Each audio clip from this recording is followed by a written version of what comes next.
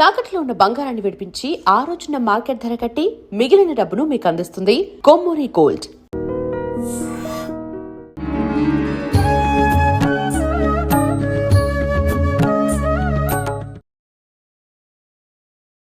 నమస్కారం, welcome to I dream. ధర్మ మార్గం విత్ విజిత కార్యక్రమానికి స్వాగతం. ప్రస్తుతం మనతో పాటు ఉన్నారు వీరు శ్రీ విద్యకు సంబంధించి మంత్ర యంత్ర తంత్రాలకు సంబంధించి దాదాపు 100కు పైగా పుస్తకాలు రాయటం జరిగింది. అదేవిధంగా మైసూర్ అవధూత దత్తపీఠానికి సంబంధించి ఆస్థాన పండితులుగా కూడా ఉండటం జరిగింది. వారే డాక్టర్ క్రోవి పార్థసారథి గారు. ఇప్పుడు గురుగారితో మాట్లాడి మరిన్ని విషయాలు తెలుసుకుందాం. నమస్కారం గురుగారు. గురుగారు, వివాహ తంతు అంతా కూడా మంచి వేద మంత్రాలతోటి ఒక ముహూర్తం పెట్టి ఆ ముహూర్తంలోనే జీలకర్ర బెల్లం పెట్టాలి, ఆ ముహూర్తంలోనే మంగళసూత్రాలు కట్టాలి, తాలిబొట్టు కట్టడము, మెట్టెలు పెట్టడము, ఒక్కొక్క విధానం కూడా ఖచ్చితంగా టైం ప్రకారంగానే కరెక్ట్గా ఉండాలి అని చెప్పి పద్ధతిగా చేస్తూ ఉంటాము. ఒకవేళ ఇప్పుడు ప్రెజెంట్ చూస్తున్నాము, చాలా మంది ఖచ్చితంగా జరగాల్సిందే అని చెప్పి జరిపిస్తున్నారు టైంకి. కొంతమంది మాత్రం ఆలస్యం అయిపోతూనే ఉంటుంది అన్న టైంకి ముహూర్త టైంకి వివాహాలు అవ్వవు. ఇది వీళ్ళపైన ఏమైనా ఎఫెక్ట్ చూపిస్తుందా వీళ్ళ వివాహ బంధానికి రాబోయే రోజుల్లో అనేది చాలా మందిలో ఉండే ఒక సందేహము. దీంతో పాటు ప్రజెంట్ జనరేషన్లో వాళ్ళ ఉద్యోగ రీత్యా కావచ్చు, కొన్ని పరిస్థితుల రీత్యా కావచ్చు, చాలా మంది మంగళసూత్రాలు మెట్టెలు వేసుకునే వాళ్ళకన్నా వేసుకొని ఈ జనరేషన్ వాళ్ళని ఎక్కువగా చూస్తున్నాం. ఇది ఆ హస్బెండ్కి ఏమైనా ఎఫెక్ట్ అవుతుందా? ఒకసారి ఆ ముహూర్త బలం గట్టిదైతే అప్పుడు కట్టిందే లెక్కలోకి వస్తుంది, కానీ ఇప్పుడు వీళ్ళు తీసింది లెక్కలోకి వస్తుందా అని వాదించే వాళ్ళు కొంతమంది ఉన్నారు. అసలు దీన్ని ఎలా తీసుకోవచ్చు అంటారు? వీటన్నిటి ఎఫెక్ట్ ఆయన పైన ఉంటుందా? మనం ఏదైనా ఒక మంచి పని చేయండి అని చెప్పినప్పుడు చేయకపోతే నష్టం ఏంటి, ఎందుకు చేయాలి అనేవాళ్ళే చాలా ఎక్కువ మంది ఉంటారు. అంతకన్నా వాళ్ళని పెద్దగా మనం కన్సిడర్ చేయవలసిన ఇది లేదు. ఎందుకనంటే ఇక్కడ ఒక చిన్న ఉదాహరణ చెప్తాను. అమెరికా వెళ్ళినప్పుడు అక్కడ దేవాలయంలో వాళ్ళు ఒక రూల్ ఒకటి పెట్టుకున్నారు. మీరు ఎవరైనా సరే ఆలయంలోకి వచ్చేటప్పుడు సంప్రదాయ దుస్తులు ధరించి మాత్రమే రావాలి అన్నారు. వచ్చేదంతా మన వాళ్ళేది, ఇండియాకి సంబంధించిన ఆలయమే, వచ్చేదంతా ఇండియన్సే. వీళ్ళు అడ్డం తిరిగారు.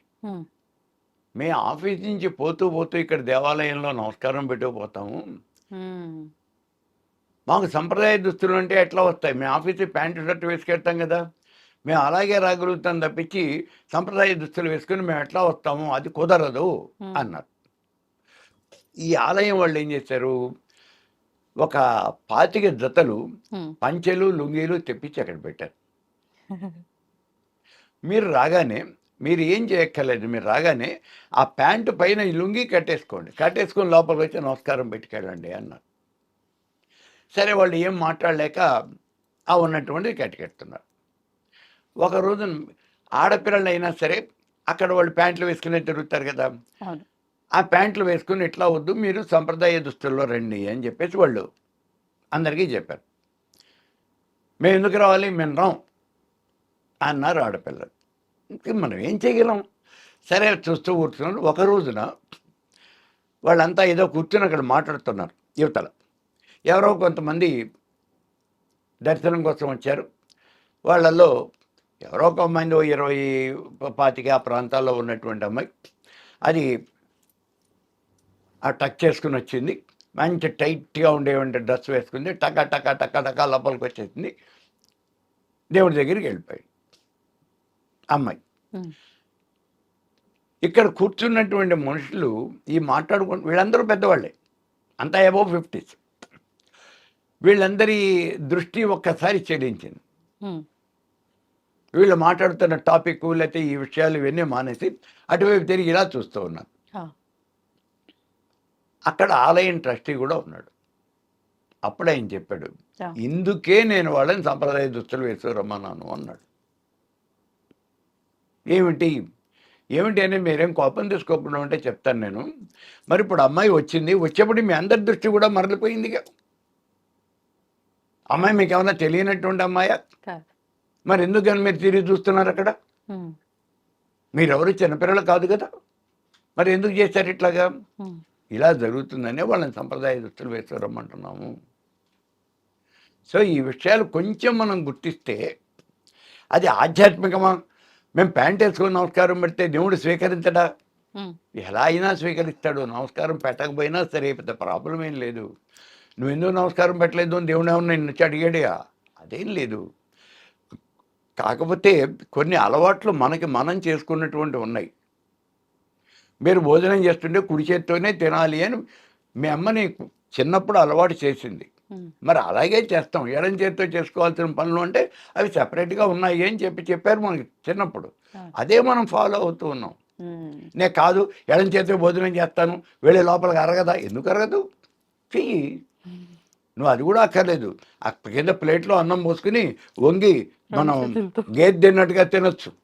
ఎవరు కాదన్నారు?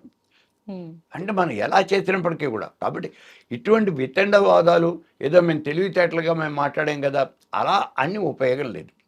ఇక నెంబర్ 2, ఇప్పుడు మనం అసలు విషయానికి వస్తే ఉమ్, ఉమ్, మన ప్రాబ్లం ఏంటి? వేద మంత్రాల సాక్షిగా వివాహం జరుగుతుంది కదా. వివాహం జరగటం అంటే ఏంటి? ఉమ్, జీలకర్ర బెల్లం పెట్టడం అనేది తంతు, అదే ముహూర్తం. ఆ ముహూర్తం అనేది సరిగా సమయానికి జరుగుతోందా? ఇందాక అడిగినటువంటి ప్రశ్నలో అది మొట్టమొదటిది. ముహూర్తం అనేది ఒక క్షణకాలం కాదు, ఉమ్, అది కొంతకాలం, ఒక 5 నిమిషాలు 10 నిమిషాలు ఉండే సమయం. అందుకే కొన్ని చోట్ల ఆ జీలకర్ర బెల్లం అలా పెట్టించేసి అలా అట్టిపెట్టేస్తారు. ఆ, అలా అట్టిపెట్టేసి ఈ లోపల వాళ్ళు ఫోటోలు తీసుకుంటూ ఉంటారు. వచ్చిన వాళ్ళంతా కూడా అక్షతలు వేస్తూ ఉంటారు. అంతవరకు వీళ్ళు ఆ చేతులు అట్లాగే అట్టి పెడతారు. ఆ ముహూర్తం మించిపోతుంది కదా. ఉమ్, ముహూర్తం మించిపోవటం అనేది ఏం లేదు. ఆ సమయాన్ని మాత్రం వాళ్ళు చాలా జాగ్రత్తగా అది మాత్రం అబ్జర్వ్ చేస్తున్నారు. అంతవరకు జరుగుతోంది వాళ్ళ. మిగిలినటువంటి కార్యక్రమాలు మిగిలినవన్నీ కూడా మనం ఏదో మన యొక్క తృప్తి కోసం, మన యొక్క ఆచారం కోసం చేసుకునేవి, కానీ అవి ఏవి వివాహ తంతువులో భాగాలు కాదు. ఉమ్, అంటే శాస్త్రపరం కాదు అవి. ఓకే. మనం కాళ్ళకి మెట్టలు పెడుతున్నాం, మేళం మంగళసూత్రాలు కడుతున్నాం, ఉమ్, అలాగే ఈ నల్లపూసలు పెడుతున్నాం. ఇవన్నీ కూడా అసలు ఎక్కడ ఇందులో భాగాలు కాదు. దానికి వివాహానికి సంబంధం లేదు. ఉమ్, ఈ నల్లపూసలు పెట్టడము, మట్టెలు పెట్టడము అనేది పూర్వకాలంలో వాళ్ళు ఏది ముస్లిమ్స్ భారతదేశం మీద దండయాత్ర చేసి మన పిల్లల్ని ఎత్తుకుపోతుంటే వాళ్ళని రక్షించడం కోసం మనం వాళ్ళ మెళ్ళో కట్టినటువంటి ఈ నల్లపూసలను కాళ్ళకి పెట్టిన మట్టెలు అవి మన సంప్రదాయం కాదు కదా. ఆ, అది ముస్లిం సంప్రదాయం. అది వాళ్ళ కోసమని పెట్టుకున్నాం మనం. ఓకే. మరి ఇవాళ కూడా మనకు అలవాటు అయిపోయింది కాబట్టి మనం అలాగే కంటిన్యూ చేస్తున్నాం. అంతే తప్పించి అవి పెట్టుకోకపోతే వివాహంలో అవి లేకపోతే వచ్చే నష్టం ఏ రకంగానూ లేదు. శాస్త్రంలో అవేం చెప్పలేదు. ఉమ్, శాస్త్రంలో కేవలం జీలకర్ర బెల్లం ఒకటే మనం చెప్పడం జరిగింది. ఇది మిగిలినవన్నీ కూడా మన ఆచారం, ఉమ్, మనం ఆచరిస్తూ ఉన్నాం. దాన్ని మనం అలా ఆచారం అనేది చేసేస్తూ ఉన్నాం. ఇప్పుడు మిగిలినటువంటిది ఇంకోటి ఏమిటి అనుమానం వచ్చింది? అంటే ఇవి తీయటం మీరు చెప్పిన తర్వాత అదే మంచి క్లారిటీ ఇది వచ్చింది. మనం తీసేయటము. ఆ, ఇసలు మంగళసూత్రాలు కట్టడమే అది పెద్ద ఆచారం కాదు అని చెప్పినప్పుడు ఉమ్, అదే మనం తీసేయటం. ఇప్పుడు మా వాళ్ళే ఇక్కడే హైదరాబాద్లోనే ఉద్యోగం చేస్తున్నారు. ఉమ్, ఒకసారి ఆవిడ ఆఫీస్ నుంచి ఇంటికి వెడుతూ ఉన్నది. ఇంటికి వెడుతూ ఉంటే ఆవిడ మెడలో ఉన్నటువంటి గొలుసు చెక్కమని వాడు లాకేసుకి వెళ్ళిపోయాడు. ఉమ్, అయితే ఆవిడ అదృష్టం ఏంటంటే ఆవిడ కూడా చెక్కమని ఇలా పట్టుకుంది. ఈ గొలుసుని చెక్కమని ఇలా పట్టుకుంది. ఉమ్, అది మంగళసూత్రాలు తాడే. అది కింద ఉన్నటువంటి తాడు లాగేటప్పుడు వెనకాలేమో ఈ గొలుసు పైకి వచ్చేసింది. ఆ చివర ఉన్నటువంటి దారం ఉంది కదా, ఆ దారం కాస్త కట్ అయిపోయింది. ఓహో, దారం కాస్త కట్ అయిపోయింది. ఇటు గొలుసు కానీ ఇటు ఉన్నటువంటి సూత్రాలు కానీ అదో చేతిలోకి ఇదో చేతిలోకి ఆవిడ చేతిలోనే ఉన్నాయి. ఉమ్, వాడి చేతిలోకి ఏం రాలా. ఏం రాలే. ఊరికే పరిగెత్తడం ఉంటే వచ్చింది వాడికి. రోడ్డు మీద పరిగెత్తు పోయాడు. మరి ఆగితే ఇటువంటి తంతారు. పరిస్థితుల్లో మరి వాళ్ళు పెట్టుకెళ్ళాలా? అసలు వద్దు ఇట్లాంటప్పుడు ఎందుకు మరి ఇంకా? ఇప్పుడు ఎందుకంటే వాడు 10 గ్రాములు వచ్చి 1,50,000 ఉంది. ఆ, అవును గురువు గారు. మనకి ఎక్కడి నుంచి వస్తాయి? ఇప్పుడు అమెరికా లాంటి దేశాల్లో కనుక మనం చూసినట్లయితే పొగలు రాత్రి తేడా లేదండి. ఆ రోజు ఆ వేపును కనుక మనం వెళ్ళినట్లయితే ఎప్పుడైనా మెళ్ళ ఉన్న వస్తువులు దాకెళ్ళిపోతారు అని చెప్తా ఉన్నారు. ఉమ్, మరి అలాంటప్పుడు వాళ్ళు మెళ్ళ ఎలా వేసుకెడతారు? ఉమ్, లేదయ్యా ఇది మా భారతీయ సంప్రదాయం, మీరు ముట్టుకోకూడదు అని చెప్పేసి మనం అంటే వాడు ఒప్పుకోడు కదా. వాడు చెప్తూ ఉంటాడు చూడండి, పొట్ల చెట్టుకి మడిబట్ట అడ్డం కట్టిందట. ఉమ్, అలా ఏం ఆగవు కదా. అందుకని దాన్ని మనం మెళ్ళోనే వేసుకోవాలా, వేసుకోకూడదా, ఇవన్నీ రకరకాలు. మరి వేసుకుంటే ఇక్కడ సేఫ్టీ లేదు కదా. అండ్ వన్ మోర్ థింగ్, పడుకునేటప్పుడు సామాన్యంగా మన మెడలో ఉన్నటువంటి గొలుసులు తీసేసి ఆడపిల్లలు చేసేటువంటి దిండి కింద వేసేస్తారు. అవును. ఇవి మళ్ళీ తీసుకెళ్ళి బీరువాలో పెట్టడం అంటే ఇది ఇబ్బంది కదా అని పడుకునే దిండి కింద వేసేస్తారు. పొద్దున్న లేవంగానే మళ్ళీ తీసి మెడలో వేసుకుంటారు. వేయకపోతే ఇవన్నీ గుచ్చుకుంటాయి.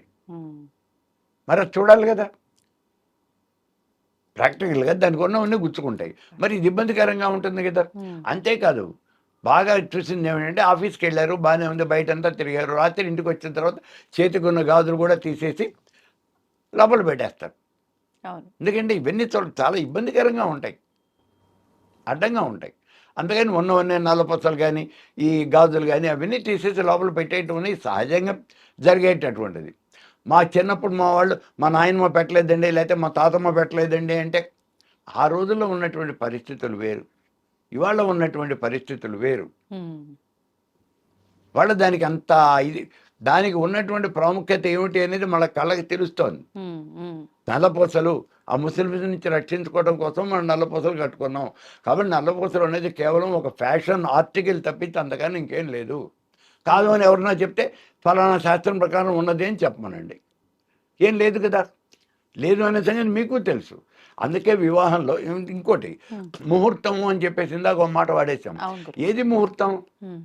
మనం ఏదనుకుంటే అదే ముహూర్తం. ఇక్కడ మీరు ఒక్కసారి నన్ను, నా మీద కోపం తెచ్చుకోవద్దు, నన్ను తిట్టుకోవద్దు, మీకు నేను ఫ్యాక్టే చెప్తాను. శ్రీరామచంద్రుడు ధనుర్భంగం చేశాడు. అక్కడ అసలు జనకుడు చెప్పిన మాట ఏంటి? శివధనుసుని ఎవడెత్తితే వాడికి నా కూతురునిచ్చి పెళ్లి చేస్తాను అన్నాడు. అక్కడ రాముడు వచ్చాడు, శివధనుసుని ఎత్తాడు, ఎత్తేవాడు తప్పట్లు కొట్టేశారు. సరే సరదాగా ఆయన ఏదో దాన్ని ఇలా లాగాడు, ఇక ముక్క అయిపోయింది. వెంటనే పక్కనే ఉన్నటువంటి సీతాదేవిని రామ్మ అన్నారు, ఆవిడ పొలమాలు పట్టుకొచ్చింది, మెళ్ళ వేసేసింది, అయిపోయింది పెళ్ళి. అంతేగా, ముహూర్తం ఎవడన్నా చూశాడా ఇక్కడ? శ్రీకృష్ణ పరమాత్ముడు రుక్మిణీదేవిని చేయబట్టుకున్నాడు, రథం మీదకి ఎక్కించుకున్నాడు, పోనీ రథం అన్నాడు, వెళ్ళిపోయింది. ఆవిడే రథం తొలిది, ఆయన వెనకాల నుంచున్నాడు. మరి ఇంకేంటి, ఎవడు చూశాడు ముహూర్తం? ఇవన్నీ కాదు, ఇవన్నీ మనం ఆరాముగా కూర్చుని చాలా విశ్రాంతిగా హాయిగా కూర్చుని ఇవన్నీ చేసుకునే దానికి ఈ తంతు ఇవన్నీ మనం చేసుకోవద్దని అంటలేదు, మీరు చేసుకోండి. కానీ ప్రతిదీ కూడా ఇట్లా ముహూర్తం చూసే మనం చేసామని సాధ్యమైనంత చూడండి, కాదని లేదు. ఆ తర్వాత ఏదో ఒక మంచి రోజు చూసుకుని, ఇప్పుడు రాశారు సీతారాముల కళ్యాణం కూడా తర్వాత అయిపోయిన తర్వాత అవి మంచి రోజు చూసుకుని, నేనేమో ఆ దశరథ మహారాజు కబురు చేశాడు, అప్పుడు వాళ్ళంతా సపరివారంగా వచ్చారు, వాళ్ళంతా చూసుకుని అందరికీ కన్వీనియంట్ అయిన డేట్ ఓ 4 రోజుల తర్వాత చూసి పెట్టుకుని వివాహ తంతు. మరి మిగిలిన వాళ్ళందరికీ మనం ఆ ఇది పంచాలి కదా, అందుకని ఆనందాన్ని పంచడం కోసం అలా చేసుకున్నారు, అంతే తప్ప వివాహం అక్కడే అయిపోయింది. ఇలా మీరు కనుక చూసుకున్నట్లయితే ఇప్పుడు ద్రౌపది స్వయంవరం అంటే ఆయన ఎప్పుడైతే మత్స్యంత్రాన్ని కొట్టాడో అప్పుడు అయిపోయింది. మరి ఇంకా ముహూర్తం అంటారేంటి? కాబట్టి అలాని నేను ముహూర్తం పెట్టుకోవద్దు అని అంటం లేదు, ముహూర్తం తప్పు అని అస్సలు అంటం లేదు. ముహూర్తం మీరు పెట్టుకోండి, కానీ దానికి అంత ప్రాముఖ్యత అనేది మనం ఇవ్వవలసినది లేదు. అంత ప్రాముఖ్యత ముహూర్తం దాటిపోయింది, ముహూర్తం దాటితే కొంపదమ్ముడు ఏం ఉండదు. నీ యొక్క సంకల్ప బలం ఎప్పుడైనా మానవుడి యొక్క సంకల్ప బలమే అదే ముహూర్తము, గుర్తుపెట్టుకోండి. వేమన ఒక పద్యాల్లో ఒకటి రాస్తాడు చూడండి, విప్రులందరూ చేరి వెర్రి కోతలు కూసి ముని ముహూర్తం ముండెట్లు మోసారా అన్నాడు. మరి ఇప్పుడు మా ఇంటి దగ్గర ఆయన శాస్త్రి గారు ఉండేవాడు, చాలా పెద్దవాడు. ఆయన పంచాంగాలు లెక్క వేసేవాడు, పంచాంగాలు వేసేవాడు. ఆయన కాలేజీలో లెక్చరర్గా చేసేవాడు. మాకు ఏమిది వచ్చినా మేము శాస్త్రి గారు అని ఆయన దగ్గరికే వెళ్ళేవాళ్ళం. ఆయనే పాపం ఇద్దరు కొడుకులు లేరు, ఇద్దరే కూతుళ్ళు. పెళ్ళిళ్ళు చేశాడు. పెద్ద కూతురికి 2 పిల్లలు పుట్టిన తర్వాత ఆయన సామవేద పండితుడు, ఆయన కాస్త కాలం చేశాడు. రెండో కూతురికి పెళ్లి చేసిన సంవత్సరానికే వాడు కాలం చేశాడు. అప్పటికి అమ్మాయికి 20 ఏళ్ళు 22 ఏళ్ళు. ఇద్దరికీ అలాగే జరిగిపోయింది.